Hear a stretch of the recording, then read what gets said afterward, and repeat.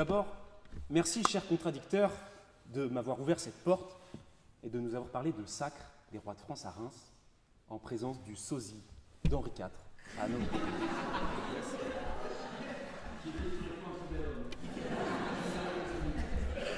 Il est vrai. Et je me rends compte de votre manque de connaissances historiques, car Henri IV fait partie d'un des 3 rois de France qui n'a pas été couronné à Reims, figurez-vous.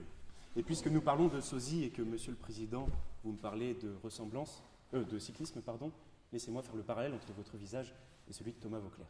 Il est vrai. Avant de commencer, pardonnez-moi, mon Père céleste, de faire d'une si belle phrase d'évangile, pleine de miséricorde, un si piètre discours. Ça fait du bien.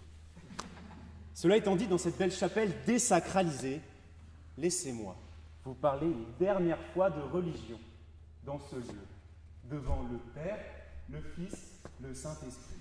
Amen.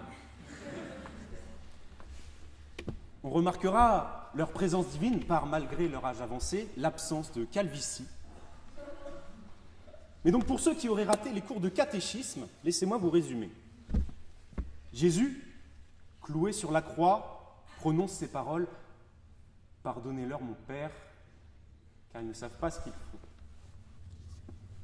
Mais le Fils qui demande au Père de pardonner, c'est en fait, pour la petite histoire, la même personne.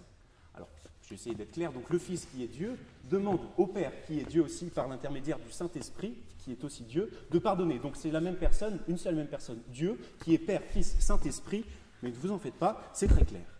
Enfin, donc le Fils qui est Dieu, qui est conçu du Saint-Esprit, qui est lui-même Dieu, demande à lui-même, donc Dieu, merci, le Père, vous suivez, de pardonner ses bourreaux qu'il crucifie. Vous m'avez compris, vous avez compris, la religion catholique est très simple.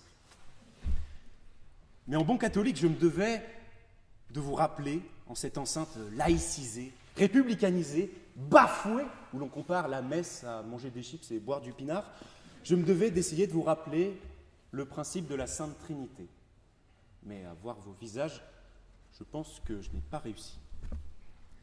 En même temps, enfin bref, je me devais de vous faire ce rappel, mes chers frères et sœurs en Christ, car notre sacro-sainte conférence Lysias, aujourd'hui, me demande, pour mon plus grand désespoir, non pas de contredire mon contradicteur, mais de contredire le Christ lui-même.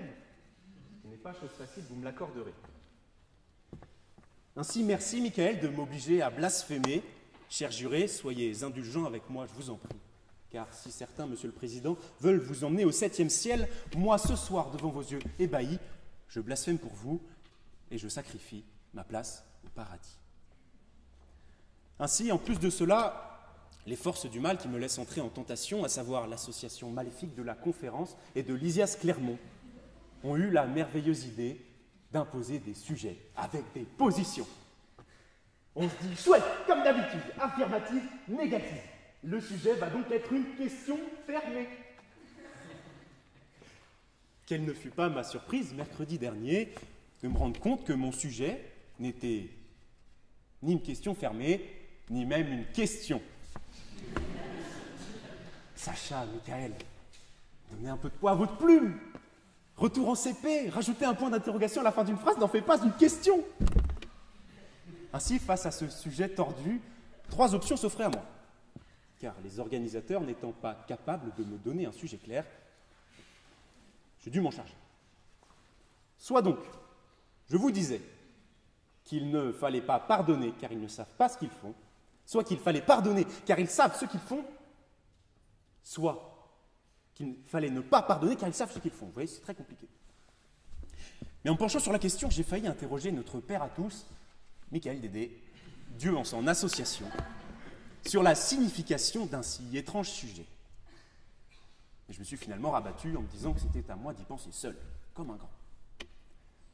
Ainsi, après 3 longues minutes de réflexion, je suis arrivé à la conclusion qu'il fallait pardonner, mais pardonner car vous savez très bien ce que vous faites.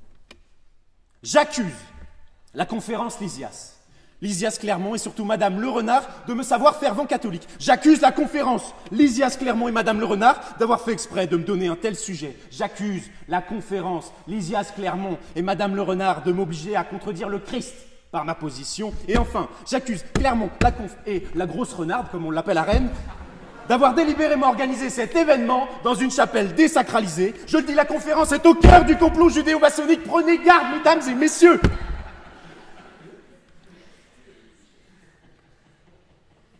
Ainsi, je pense tout d'abord que vous saviez très bien, contrairement à ce que le sujet laisse penser, ce que vous faites.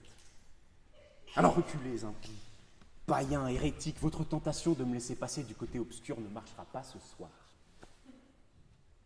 Michael, moi qui t'aurais confié ma vie, les yeux fermés, sous ses cheveux gominés, plaqués incapablement, se cache en fait une petite corne de diable.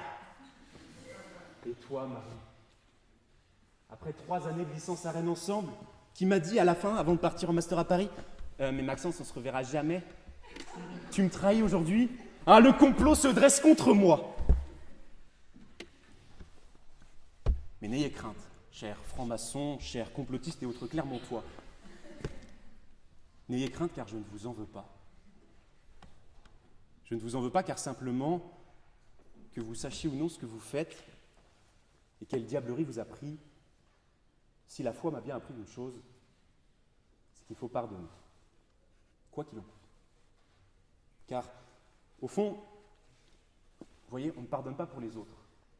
On pardonne pour soi. On ne pardonne pas pour s'amuser, non, ni pour faire plaisir à l'autre. On pardonne pour soi-même, pour retrouver la paix. Car, si l'on ne pardonne pas,